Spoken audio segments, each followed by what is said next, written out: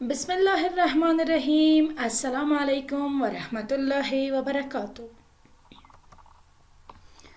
بیا هم روحانیت صافی د پنځم ټولګي د لوستنو په ادامه کې چې د اونیو په حساب د 14مې اونۍ لومړۍ برخه ده چې موضوع مو ده د اختر ورځ صفحه 13 او 18 ستاسو په چوپړ کې یم.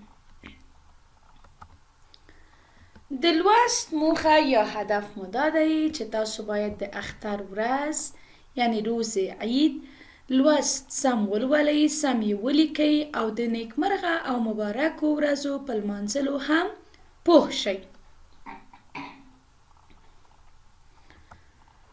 د لوست پایله یا نتیجه مو دا ده چې ګرانو زده کوونکو تاسو مبارکې ورځې لمانځئ او د اختر مبارک ورځو کې له چا سره چې خفه یاستئ هغوی سره باید هم آشتی شئ او د اختر مبارکي ورکئ.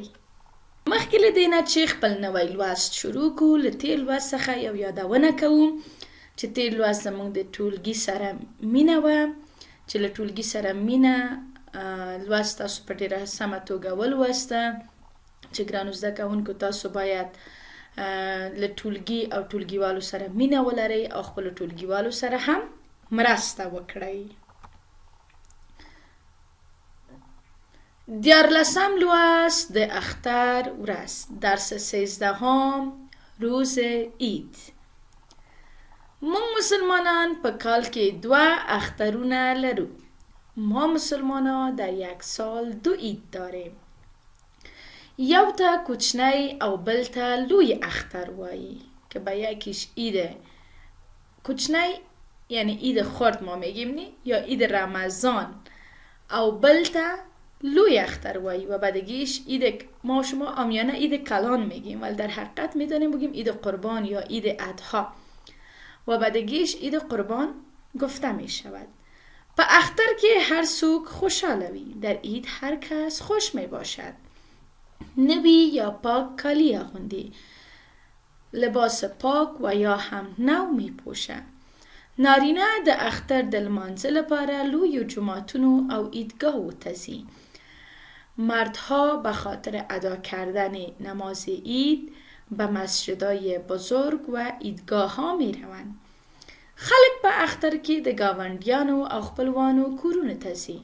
مردم در عید به خانه های امسایه ها و خویش و قومشان می روند او د اختر مبارکی ورکوی و عید مبارکی می کنند. اینجوری د اختر پشپه پلاسونو آب خون کریزی کدی. دخترها در شب عید د دستا و پاهایشان خینه می مانند. کسوک په دې مبارک ورځو کې یو له بل سره خپه وي د یو بل کورونو ته ورځي، د اختر مبارکی ورکوی او پخلا کیږي. اگر کسی در این روزای مبارک از یکی دیگهشان خفه می باشه به خانه های یکی دیگه میرن، عید مبارکی میکنن و آشتی میشه.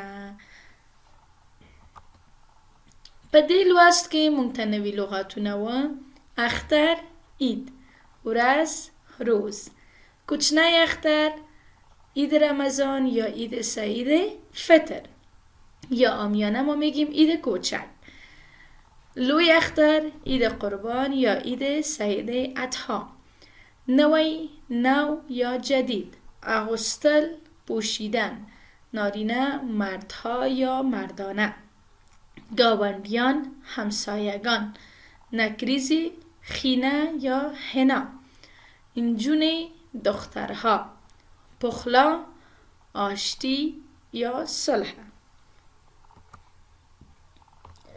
ښه ګرانو زده کوونکو تاسو په لوست کې زده کړل چې ټوله موضوع مو د اختر د ورځ په هکله وه چې د اختر په ورځو کې تاسو پاک کالي اغوندئ یا هم نوي کالي اغوندئ. یو کال کې موږ مسلمانان 2 اختر لرو، کوچنی اختر او لوی اختر. په اختر کې موږ تاسو د یو بل کورونو ته ځو، که چا سره خفه هم یو هغوی سره آشتی کوو، صلح کوو، د اختر مبارکي ورکوو. په اختر کې هر رقم کینه او نفرت چې زموږ په زړونو کې وي هغه لرې کوو او مبارکې ورځې په ډېرې خوشحالۍ سره لمانځو. کورنۍ دنده مو دا ده چې د اختر ورځ لوست باید له دري معنا سره زده کړئ، لغاتونه یې حفظ کړئ او په جملو کې استعمال کړئ او هم ګرانو زده کوونکو بیا هم تاسو ته وایم چې د اختر لمانځل ته دا نه دي چې تاسو نوي کالي واغوندئ بلکې دا ده چې ټوله کینې او کدورت او نفرت چې تاسو په زړونو کې خدای نخواسته د چا لپاره لرئ هغه لرې کړئ او خوشحاله او آرامه ژوند ولرئ او تیرې کړئ یو بل سره هیڅکله کینه او کدورت ونه لرئ. لوست مو پای ته ورسېده. له پاملرنې نه مو مننه. الله مو مل شه.